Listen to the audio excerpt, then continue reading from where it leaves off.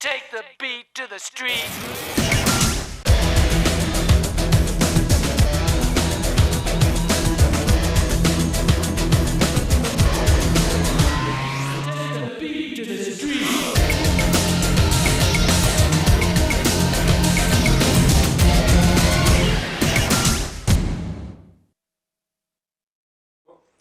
Živijo. Danes smo pripravili nekaj za vsak okus. Alternativni naboj nam bo zagotovila skupina Move Knowledgement, surovi rok Stara šula, kultne uspešnice pa skupina Društvo mrtvih pesnikov. Odpravili se bomo tudi na potovanje v Južno Turčijo, na koncu pa bomo še predstavili novo plesno atrakcijo – Ples ob drogu. Uživajte!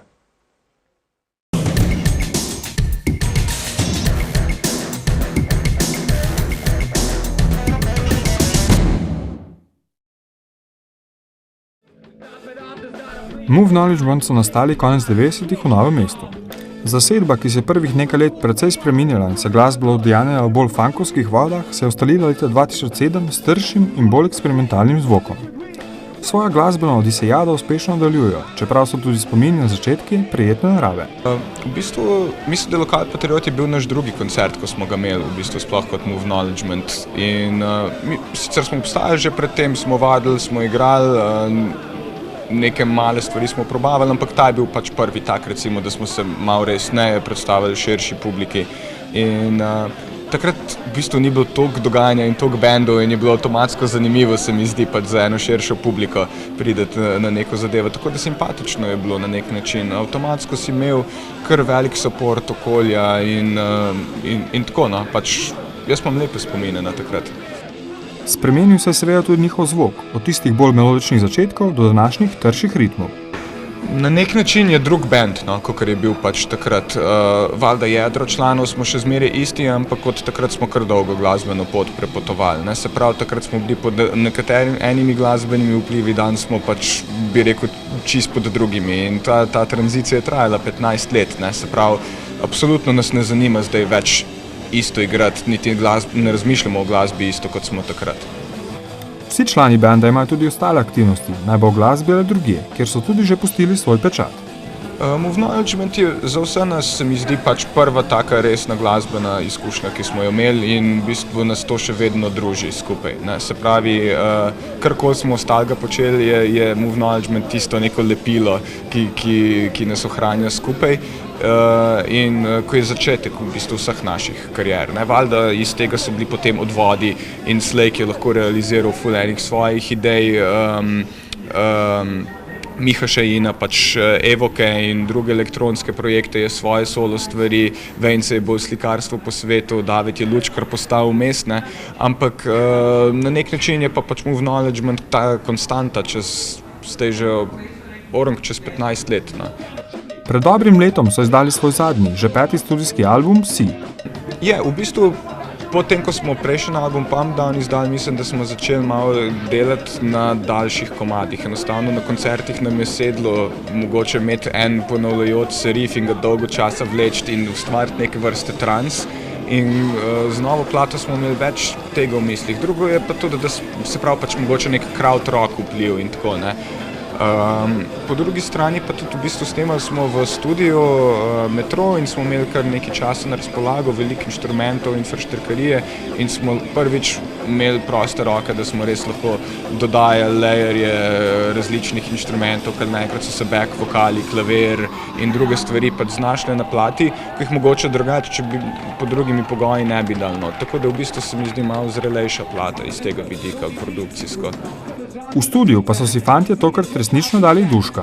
Večji del eksperimenta mislim, da je bil v postprodukciji dejansko. Ne? Se pravi, ko smo imeli ta en nabor zvokov in stvari, pač, ki bi jih lahko uporabili in smo potem se spraševali, ok, kaj še lahko dodatno naredimo s tem. Ne? Imamo pač te osnove komadov, ko smo jih naredili na vajah, ki nekako stojijo, ampak zdaj sam album je lahko več od tega.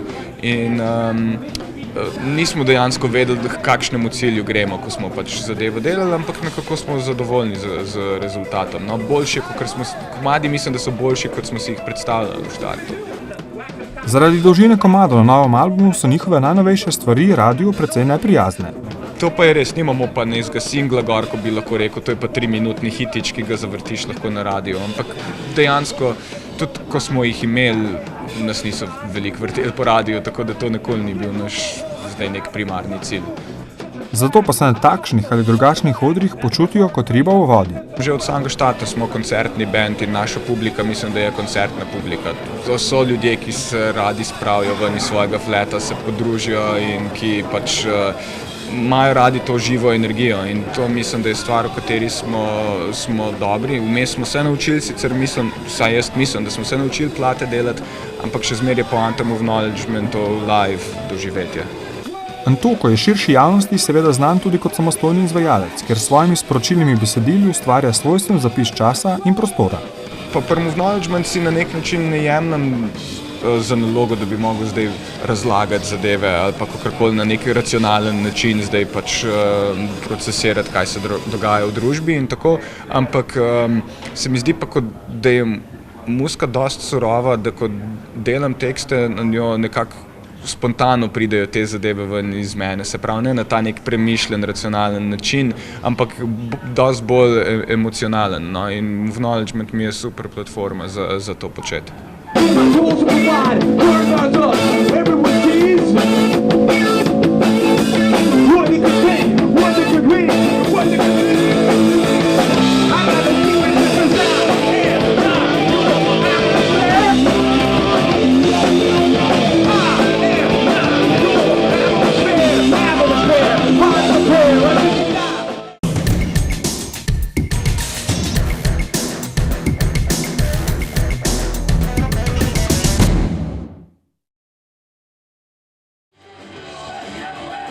Stara šula so kvartet primordialnih rock'n'roll žonglerjev, ki jih prežema močna komponenta blues sentimenta.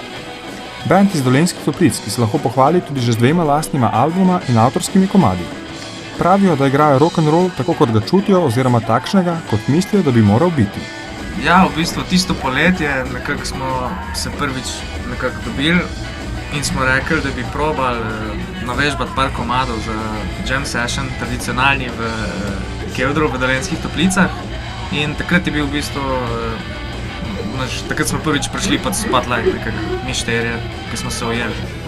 Ja, predvsem je važno to, da smo zelo med sabo blizu doma. In to je najbolj pomembna stvar, zato ker pol je to pomemben dejavnik pri usklajevanju vaj, časovno. Pač takrat, kako si omenil ti, na jam sessionu gospodovega 2009, torej na božično noč, mislim, se ta jam session odvija. Tam smo nekaj probali tako skupaj, slučajno smo skupaj prišli in pa smo se hmalo preselili v štalo z našim bobnega rokijo, kjer vadimo, ne. Poznamo namreč več vrst štal in eno, ki je neposredno povezana s topliško staro šolo.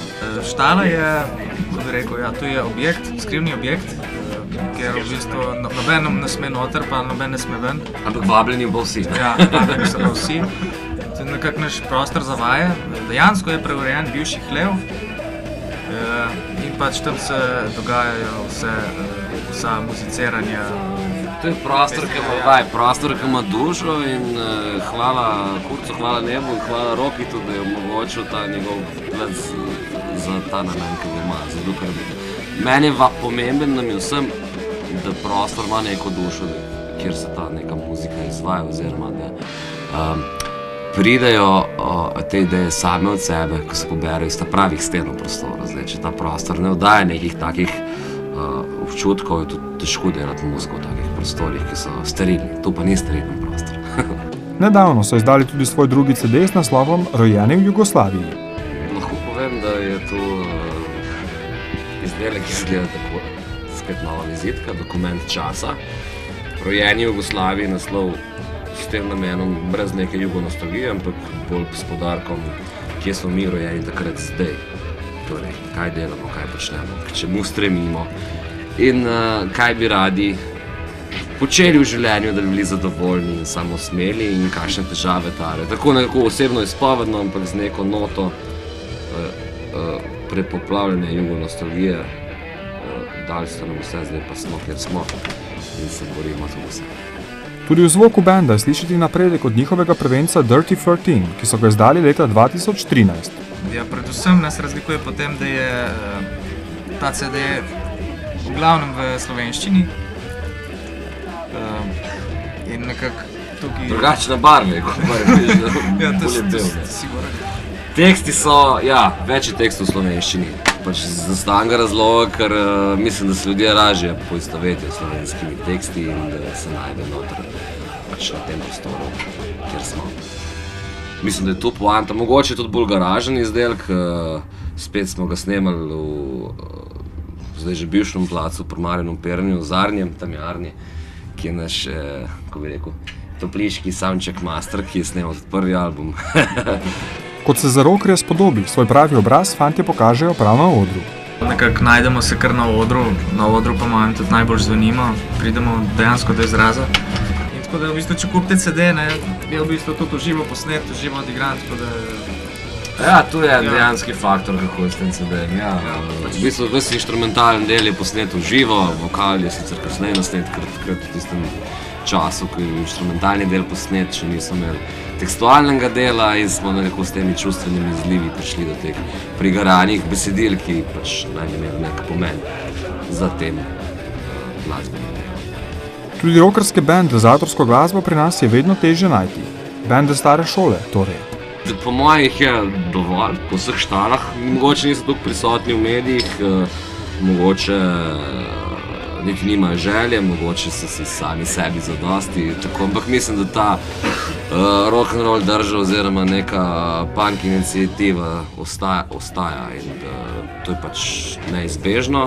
Zdaj pa, koliko je teh bendov po nekih placih, zakloniščih in tega, tu pa boksi ga vedi, upam, da kaj pridejo ven.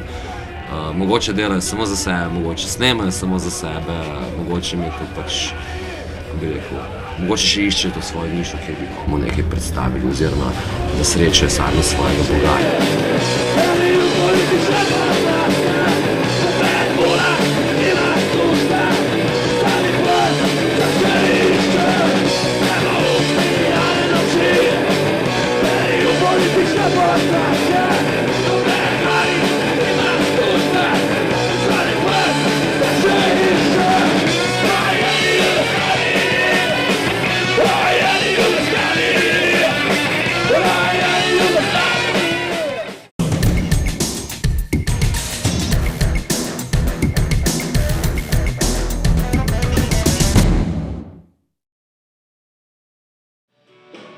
Novomeška skupina Društvo mrtvih pesnikov je že četrt stoletja s kitaro v roki.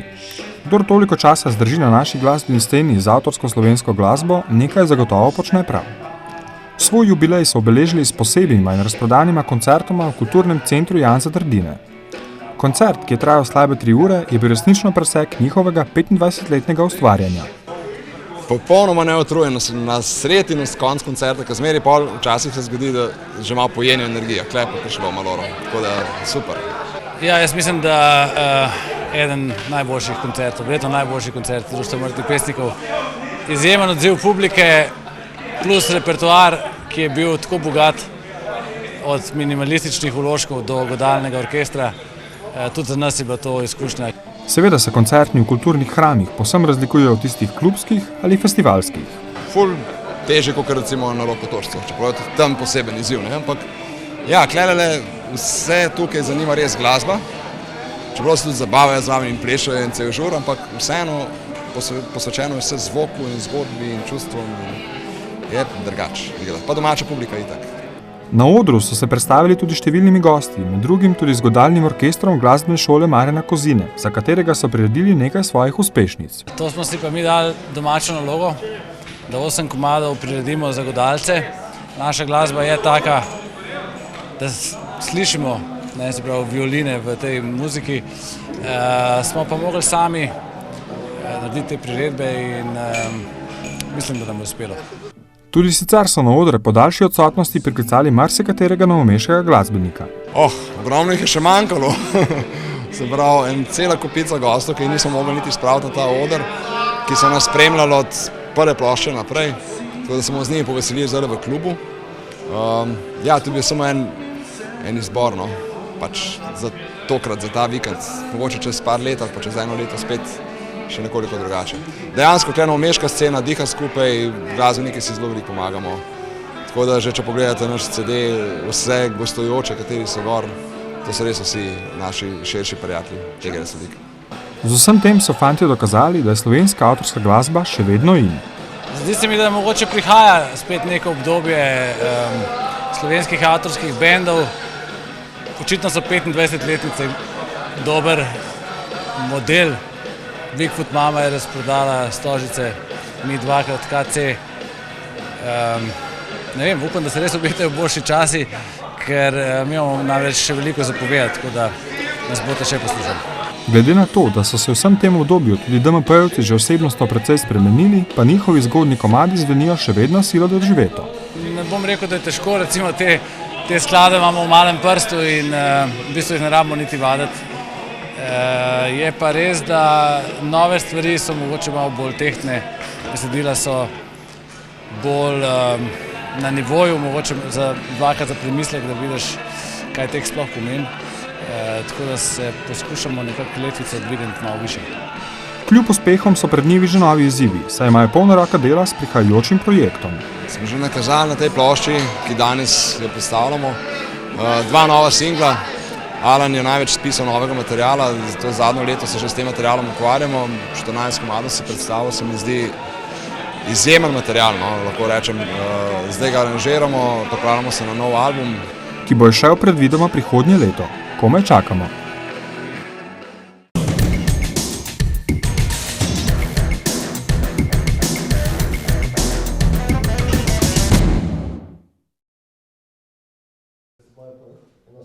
Po dolgem času smo se zopet podali na pot, tokrat slikovito južno Turčijo. Tako bomo spoznali Alanjo, največje turško letovišče s prekrasno Kleopatrino plažo, ob kateri se nahaja jama Damlatas, Šeldžuško trdnjavo in Rdeči stolp, nekdanjo ladjedelnico in velik bazar.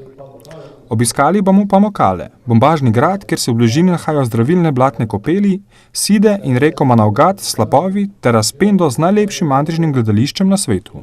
Ja, južna Turčija se mi je zdela zanimiva, predvsem zato, ker že leta 1985 sem bil praktično po celi Turčiji, ampak ta južna Turčija mi je nekako ušla in potem sem namenoma rekel, je še potrebno spoznati južno Turčijo, pa ne samo zaradi lepih plaž in zanimivih mest, ampak zgodovina, bi rekel, tista, ki je povezana z prekrasnimi temi mesti, pokrajino in zato sem se tudi odločil za južno Turčijo. Na poti smo bili približno 7 dni, res je, da v Aljani smo bili nasani in potem smo delali številne izlete po bližnji daljni okolici. Kot smo si različni ljudje, so različne tudi stvari, ki se nam najbolj vtisnejo v spomin. Pri popotnikih ni nič drugače. Meni je bilo všeč, bi rekel, sploh ostanki rimskih gledališč, no, ali pa sploh eno v Aspendusu me je izjemno očaralo, pa potem Pamukkale tudi, pa naprimer tale Alanja z tem grajskim gričem in pa utrdbo, kar nekaj je teh stvari, ki te pritegnejo. Celotna Turčija slovi po tem, da je ena najlepših arhitekturnih držav na svetu, saj so marsikatere zgradbe resnično dih jemajoče. Zagotovo. Mislim, zdaj ni potrebno jaz sam v Istanbul, ki je pač en izmed najbolj poznanih. So tudi takšni manjši biseri, ki prav tako svetlo sijejo, pa ne, kot pa ta, bi rekel, Istanbul. Svoje bisere pa ima zagotovo tudi južni del Turčije. Če bi mene vprašali za moje mnenje, bi jaz bil za Alanja zelo taka, pa Side tudi, naprimer Aspendus, pa svetovno znane Pamukkale. Tudi turška kulinarika je vedno bolj prisotna v ostalih delih sveta, znana pa je predvsem po tem, da je nekoliko bolj začinjena, kot smo mi vajeni. Domačini pa so našega sogovornika sprejeli odprtih rok. Moram reči, da sem bil prijetno presenečen, namreč zelo prijazni, nič preveč vseljivi kot kakšni Egipčani, tako da imam sam pozitivne, bi rekel, stvari o njih zapovedati. Ker je Francija eden tistih ljudi, ki ne zdrži dolgo na istem mestu, je leto že obiskal še eno izjemno zanimivo državo. Kuba, ki je, bi rekel, še februarja, no, ali pa tudi verjetno še zdaj, ki je bistveno spremenila, je še precej pod vplivom tega Castra, kar mi je bilo še zelo všeč. Je pa tako, da glede na te zadeve, ki se zadnje čase odvijajo, pa verjetno kaj dosti dolgo časa ne bo imela pač takega statusa, ki ga ima sedaj, kajti če bodo pač enkrat ti Američani uspeli priti na Kubo, potem seveda se bo to hitro spremenilo. Hitro se bodo spremenile vse te relacije, ki sedaj veljajo. Franci Horvat iz Celja, ki se ljubiteljsko ukvarja tudi s fotografijo, je pred kratkim izdal tudi 2 knjigi o svojih potovanjih.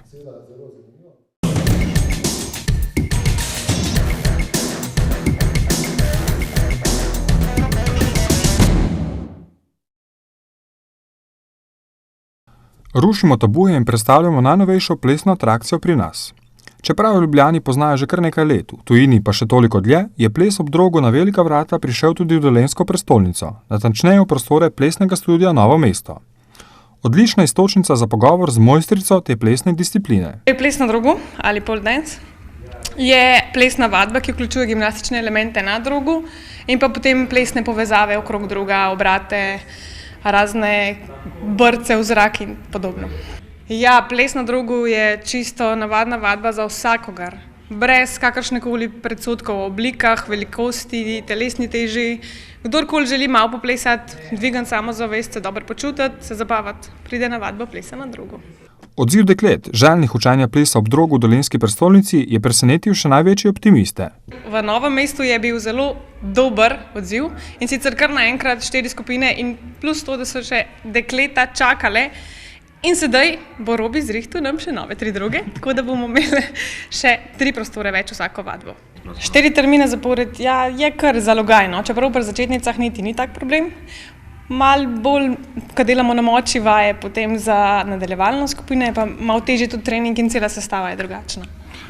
Zagotovo, sploh, ko si mogel na začetku toliko veliko denarja vložiti, si bil skeptičen ali bi ali ne bi, ampak zdaj smo ful veseli, no, ker imamo v bistvu še kar nekaj punc v čakalni vrsti, ker jih bomo naslednji teden poklicali, da bojo lahko prišle na vajo, saj smo še 3 droge dodatne naročili, tako da bo za vse dovolj prostora.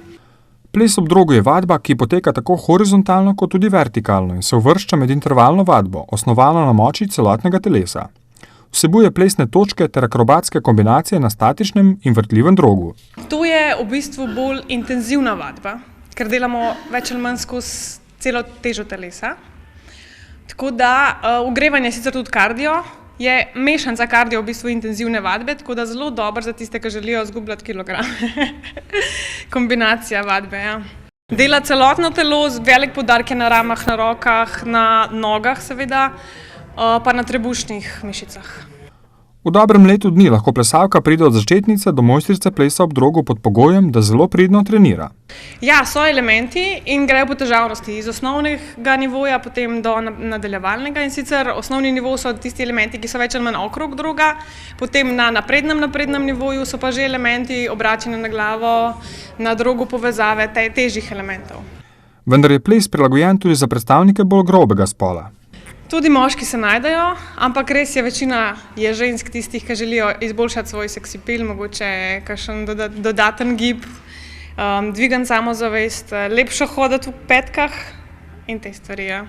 Kljub temu, da je to vse prej kot nova plesna disciplina, pa jo marsikje še vedno pospremijo s precejšnjim nerazumevanjem. V Sloveniji je torej to že od 2010, ampak je bil prve par let to tabu, zdaj pa se nekako uveljavlja kot plesna vadba. Zakaj pa je bil tabu? Ja, zato ker vsi prvo kot pomislijo, ko vidijo špatango, to je striptiz. Ampak ni, ne? Ne, ni, seveda, da ni. To ni striptiz, to je vadba, ki temelji na moči, na povezovalni koreografiji, na plesu in seveda tudi na zelo intenzivnih vajah za moč. Vsebine za prihodnjo oddajo že pridno nastajajo. Nekaj odličnih in raznolikih glasbenih intervjujev zagotovo zopet ne bo manjkalo. Omenimo pa tudi to, da se bomo v sila prijetni družbi podali na modno pisto. Do naslednjič, vse lepo! Vse, kar jaz imam, ker ti si vse, vse, kar jaz imam, danes si tu, a jutri si tam, ker ti si vse. Vse, kar jaz imam.